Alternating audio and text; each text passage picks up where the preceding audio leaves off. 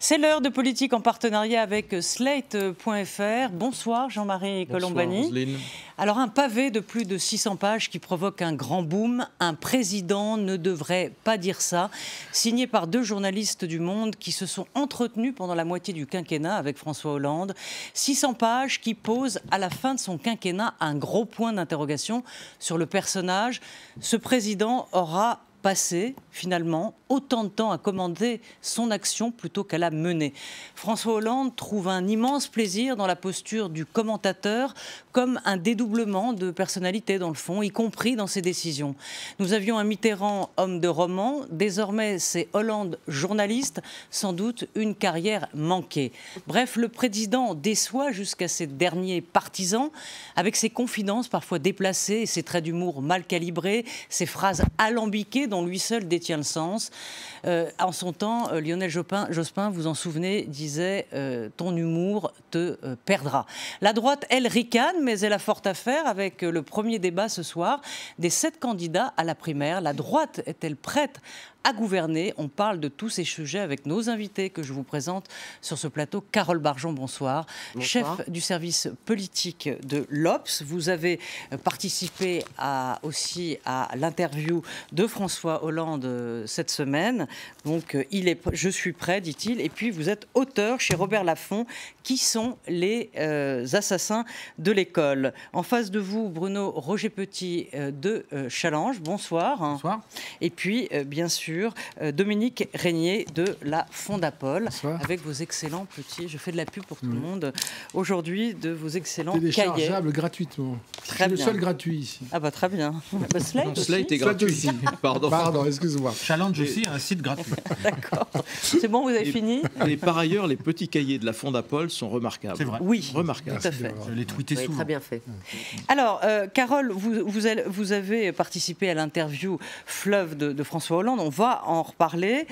Mais peut-être, Jean-Marie, vous vouliez réagir dans le fond à ces 2 choses qui se télexposent. Je sais que vous êtes un fervent, vous êtes seul, presque tout seul sur la place de Paris, Diable. à défendre depuis longtemps François Hollande, parce que vous considérez que les journalistes ont été injustes avec lui, mais là, pour le coup, vous avez pris un coup sur la tête. Vous dites, dans le fond, c'est quand même incroyable de télescoper une excellente interview dans l'Obs, et puis ce livre d'Avet et de l'Homme, que vous regrettez d'ailleurs.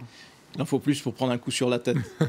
D'autre part, et l'insularité, vous savez, l'insularité, Oui. donc la corsitude, porte à toujours porter un regard extérieur, détaché et souvent plus pertinent que ne peuvent l'avoir les gens qui sont plus au cœur de la bataille. Mais ça, ce sont Bon. des petites parenthèses. Et pas. Vous vous interrogez sur la On personnalité. est désolé de ne pas être corse. Sur la personnalité. Mais on Ouais, a bah, un discours, on a une communauté de pensée avec Ah bah c'est Dominique ce qui compte alors. sur la France et ses colonisés. Mais c'est un autre sujet. Oui, c'est un autre sujet. Un grand sujet. Donc, vous vous interrogez sur la personnalité de François Hollande. Et là, on est vraiment au cœur du sujet. Parce que d'ailleurs, ce qui m'interroge moi-même aussi, c'est qu'il y a une sorte de dédoublement de personnalité. Et tout se passe Ah oui. comme si François commentait Hollande. Et parfois, Zut, c'était une de mes questions. François prend le pas sur Hollande. Oui. Un exemple, Oui. et un exemple tout simple, sur la justice. Si on regarde la façon dont le président Hollande a agi, Oui. il est inattaquable. Il a respecté, fait progresser même l'indépendance de la justice. Il n'est jamais intervenu. Vous n'avez pas autour de lui des affaires telles que celles qui sont en cours actuellement autour de Nicolas Sarkozy, qui portent sur des influences sur des magistrats, etc. Donc, bilan inattaquable. François dit les pires choses de la, Sur la justice, oui. magistrature, presque comme institution. Et De donc, lâcheté, dit-il. François détruit Hollande. Et ce à quoi on assiste à travers ce livre, qui est par ailleurs très bien titré, parce que c'est très exactement ce qu'un président ne devrait pas dire, François détruit Hollande. Jusqu'à présent, Nicolas Sarkozy avait le triste monopole de la détestation des juges, parce qu'il les avait en fait traités plus bactères. Et voilà que François se met de la partie en affaiblissant évidemment le bilan de Hollande. Ouais. Donc tout ça n'est pas neutre, parce que ça a à voir 2 conséquences politiques. une conséquence de long terme. C'est-à-dire, je pense que tout cela va se terminer par une candidature de Manuel Valls, Premier ministre, à la primaire de la gauche, parce qu'il va y avoir une levée de boucliers au sein des élus socialistes. Même si Hollande y va. Même de ceux qui sont... Le pourra-t-il? C'est toute la question. Donc je vous dis, moi, la probabilité est corrigée par le fait que dans le livre, où il y a par ailleurs de bonnes choses, François Hollande dit une chose importante qui dit « Je n'ai pas peur de perdre ». Donc ça aussi, ça pose aussi un certain nombre de questions. Mais la deuxième conséquence plus immédiate, c'est donc que ça tue l'interview de l'Obs, alors que l'interview dans l'Obs est un texte de combat, bien ciselé, sur le bilan, et qui amorce au fond une contre-attaque vis-à-vis de la droite. Et ce texte-là, du coup, François annihile ce que dit Hollande dans l'Obs. Carole Oui, parce que c'est vrai que en fait cette interview. C'est le livre qui devait pas sortir à ce moment-là, ou c'est vous qui êtes sorti? Enfin, non, comment ça a pu se percuter? Tout le monde savait parfaitement que le livre de Davet et l'homme devait sortir, puisque nous-mêmes devions en prendre. Mais c'était à la com de retarder, soit d'avancer. La semaine précédente, et qu'on ne l'a pas fait parce qu'on avait l'exclusivité des lettres de Mitterrand à Anne Pinjot. Bon, donc tout le monde. Autre dédoublement de personnalité, petite parenthèse. Au passage. Extraordinaire. Au passage, extraordinaire. Nous sommes gouvernés par une multitude. Bon, donc tout le monde savait parfaitement que ce livre, non seulement était dans les tuyaux, mais voilà, allait être publié.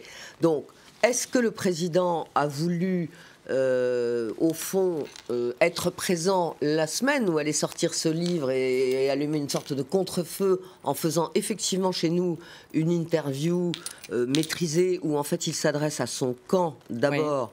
C'est un message à la gauche qui lui fait, comme vous savez, un procès en trahison, donc il récuse totalement. Et c'est vrai que c'est une interview où il dit pratiquement qu'il va être candidat, puisque...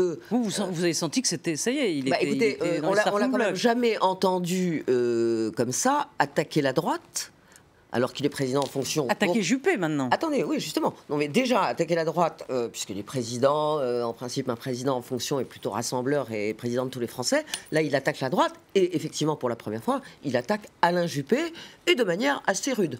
Quand même, sur son concept d'identité heureuse, dont il dit que ce sont deux mots très mal choisis, l'identité parce que ça renvoie au passé, et heureuse pas du tout, parce qu'avec Juppé, on va avoir une solidarité malheureuse. Alors Dominique, peut-être sur ce qui a été dit sur les bourdes de François Hollande, qui dans le fond, il s'annule, il dit des choses intéressantes, et puis il se tire une balle dans le pied en même temps. J'ai eu deux sentiments. Alors, le premier sentiment a été très bien dit par Jean-Marie Colombani. Moi, je me disais, je n'avais pas pensé en ces termes-là, Rousseau, juge de Jean-Jacques, ou François, juge de Hollande, mais j'avais l'impression qu'il était son propre Patrick Buisson.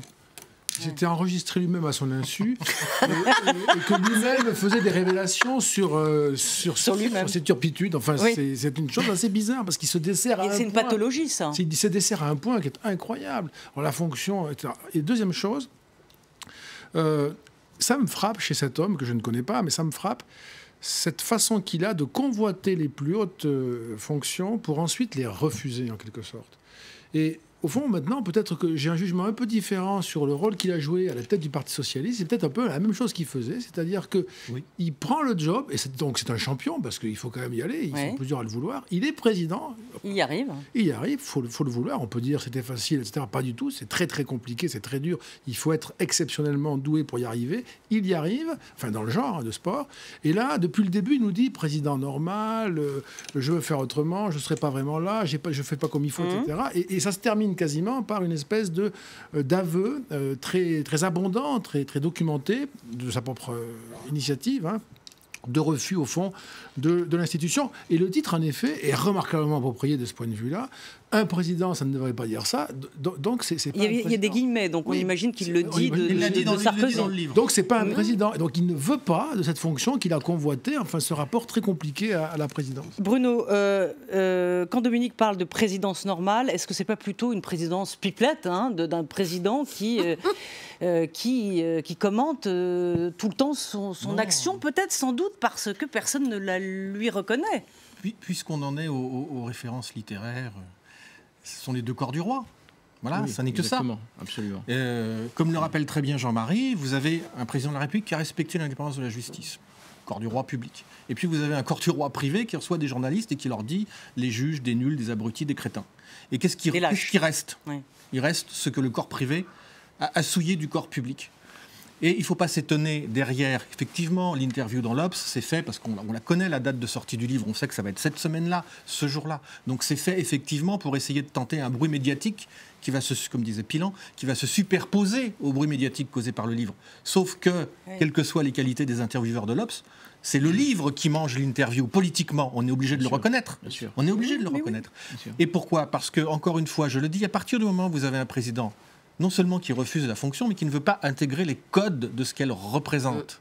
Bon, à partir du moment où vous avez un président qui dit la présidence Jupiter, c'est fini. À partir du moment où vous avez un président qui dit le président est un émetteur normal, il s'autorise à parler librement sur plusieurs mois, sur plusieurs années, avec quantité de journalistes, pour faire des livres ou nourrir des papiers. Comme l'avaient fait d'autres journalistes avec Mitterrand, d'ailleurs, vous vous souvenez? Oui, mais la décennie Mitterrand, ça sort, tous les 4 tomes de la décennie Mitterrand sortent 2 ans, 3 ans, 4 ans, 5 ans après les faits. Il y a un problème de timing. Voilà, c'est ça qui tue la présidence Hollande, c'est que ça sort pendant. Et je prends un exemple très simple, l'histoire du football, ce qu'il dit en 2012, des footballeurs, des crétins, il faut leur muscler le cerveau, ils sont mangés par le communautarisme, etc. Il le dit en 2012. En un temps, effectivement, souvenir où on sort d'un Euro 2012 où l'équipe de France est détestée. Simplement, ce propos-là est rendu public en un moment où on s'est remis à aimer l'équipe de France. Et donc vous avez un télescopage qui fait qu'on a l'impression que ce qu'il dit sur l'équipe de France, c'est sur l'équipe de France de l'Euro que tout le monde s'est mis à aimer. C'est ça l'erreur. C'est l'inadéquation entre le temps et le discours. Ces problèmes de calendrier sont la clé parce que quand vous sortez après une défaite ou après avoir quitté le pouvoir tout bêtement et que vous vous livrez, vous pouvez très bien dire « Ah ben sur ce sujet-là, j'ai beaucoup hésité, j'avais le choix entre ceci et cela ». Mais quand vous êtes en fonction, vous ne le dites pas, en effet. Mais par ailleurs, plus tard. Je voudrais bien nuancer ce qu'a dit Dominique, alors je le ferai tout à l'heure. Je nuancerai tout à l'heure parce que, si vous voulez, on ne peut pas non plus dire qu'il a refusé. Teasing. Parce que vous oubliez une chose essentielle, ce quinquennat a été marqué par le terrorisme et par la guerre, et que dans ces circonstances, le président Hollande n'a jamais manqué à ses devoirs, à sa fonction, à l'essence même de sa fonction. Ça devrait nuancer un petit peu l'espèce d'emballement qu'il y a aujourd'hui autour de ce livre.